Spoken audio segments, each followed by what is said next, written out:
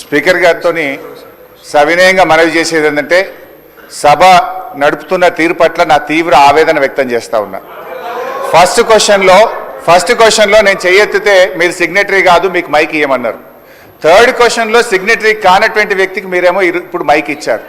ఎందుకు ఇచ్చారని మేము అడగడం లేదు. సభా సాంప్రదాయాలు అందరికీ సమానంగా ఉండాలని సవినయంగా మీకు విజ్ఞప్తి చేస్తున్నాం. ఇకపోతే మా సీతక్క గారు ఒక మాట అన్నారు, నా పేరు తీసుకొని, మీరు అప్పుడే డబ్బులు ఇచ్చి ఉంటే బాగుండేదని. ఎస్, నేను ఇచ్చాను. మా గౌరవ కేసీఆర్ గారి ఆదేశాల మేరకు పల్లె ప్రగతి కింద ప్రతి నెల 275 కోట్ల రూపాయలు మేము గ్రామ పంచాయతీలకు ఇచ్చాం. పల్లె ప్రగతి ప్రారంభమైన తర్వాత 3,300 కోట్ల రూపాయలు 3,300 కోట్ల రూపాయలు మేము గ్రామ పంచాయతీలకు ఇచ్చాం. ఒకవేళ మీరు ఆ పద్ధతిని కొనసాగించుంటే నెల 275 కోట్లు ఇచ్చుంటే ఇవాళ ఈ బకాయిలు ఉండేటియే కాదు అనేటువంటి విషయాన్ని మనం చేస్తా ఉన్నా.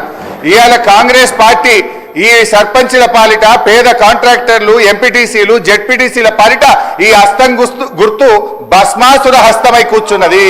ఇవాళ వాళ్ళ ఉసురు పోసుకుంటున్నారు. సో దయచేసి మంత్రి గారిని నేను స్పష్టంగా అడిగా, సంవత్సర కాలంలో మీరు క్లియర్ చేయలేదు. ఒక్క నవంబర్లో బడా కాంట్రాక్టర్లకు 1,200 ఇచ్చారు. అందులో సగం ఇస్తే సర్పంచ్ల బిల్లులు క్లియర్ అవుతుండే. ఎప్పట్లోకి ఇస్తారో స్పష్టంగా చెప్పండి అంటే త్వరలో ఇస్తాం, చూస్తాం, చేస్తామన్నారు.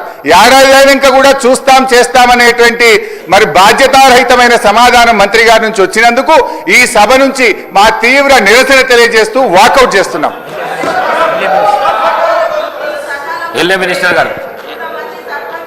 మినిస్టర్ గారు అధ్యక్ష